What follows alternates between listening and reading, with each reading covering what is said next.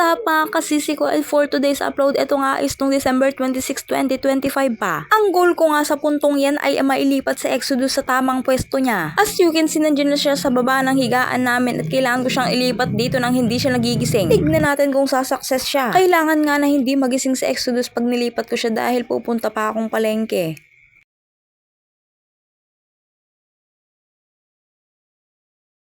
At sumakses nga siya. At eto na nga ang pinakauna kong pinuntahan sa palengke is dito sa MMT dito sa Dinalupihan. Ang goal ko dito is makabili ng bagong tuwalya na Exodus, kaso ang dami ko palang goal. Eto talaga yung hirap kapag wala kang listahan bago ka mamili. Yung magustuhan na lang gaya ng kawali na to kulay violet, binili ko talaga. Natupad ko naman yung goal ko kaso may mga nadagdag talaga akong pinamili. Well, magagamit din naman namin yung mga pinamili ko. And ang next stop natin dito sa Vergara sa Dinalupihan pa din. Carbonara dahil nga magbabagong taon yan. And at this point ka ng buhay ko ay naghahanap ako ng counter na free. I mean yung walang pilang mahaba. At dahil nga kakatapos lang na Pasko yan, ay grabe, grocery to the max ang mga tao. And because of that, kaya nga natagalan ako dito sa palengke. At pagka-uwi ko nga sa bahay, ay kala ko talaga nagupitan na si Exodus. Yun pala, ito magpapagupit pa lang silang dalawang mag-ama. Mabuti na lang talaga walang pila dito sa barbershop na to. Hindi na kami lumayo at di na naghanap ng malayong barbershop dahil dito sa amin meron namang barbershop. Nauna na nga pala magpagupit yung papa niya dahil sabi ko para may kakarga kay Exodus pagkatapos niyang gupitan. Ito na nga pala yung second time na gugupitan si Exodus dahil yung first time is nung July 2025 pa. At pagkatapos nga ng papa niya, ito na nga si Exodus sumalang na.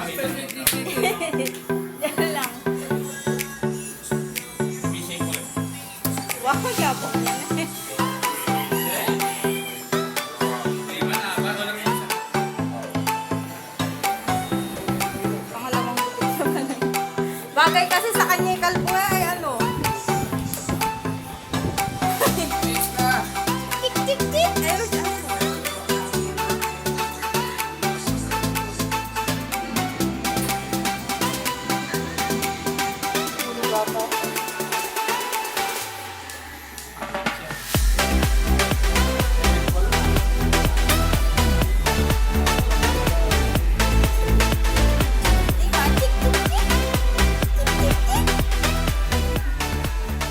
At pagkayari ng gupitan na Exodus ay nagpagdesisyonan namin na gupitan siya ulit. Yung parang tulad ng gupit niya nung una. Kasi parang nakakapalan pa kami. Kaya sabi nung nagugupit is iuuno niya na. Which is ayun naman talaga yung gusto kong gupit para kay Exo. At ang pinakamali ko na naman ng araw na yan is hindi ko na naman nakuha yung buhok na Exo. And eto na nga ang final look ni Exodus. Yay! Ang pogi-pogi na naman ng baby ko. Ngayon lang din siya talaga nakaligo ng bongga dahil nga nagsesenat-senat siya dahil nagngingipin siya at that time. Bagay na bagay talaga kay Exodus yung ganyang gupit, no? Kaya sabi ko gusto ko ganyan lagi yung buhok na Exodus. And eto naman nga sumingit yung tita niya. Natuwang-tuwa din dahil nga pogi-pogi na naman ang baby na yan. Grabe yung effort ko na kinuha-kuha ko pa kada hulog ng gupit ng buhok na Exo. Tapos hindi ko din pala makukuha ulit. Ano kasi nilagay ko dun sa may isang tela tapos pinagpagpalano naggugupit. Ay naku naman talaga, nakakaloka.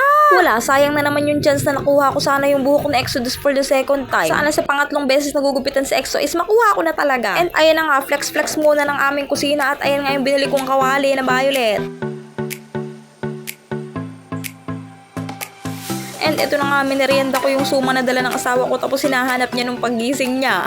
And ito na naman ako, ayan, gustong gusto ko talaga binibidyohan sa Exodus habang natutulog. Ewan ko, ang cute-cute niya talaga kasi. Tapos di ako makaget over sa buhok na Exodus. Ang bagay kasi talaga to sa kanya. So guys, hanggang dito na lang muna. Thank you for watching hanggang sa dulo. See you on my next upload. Babush!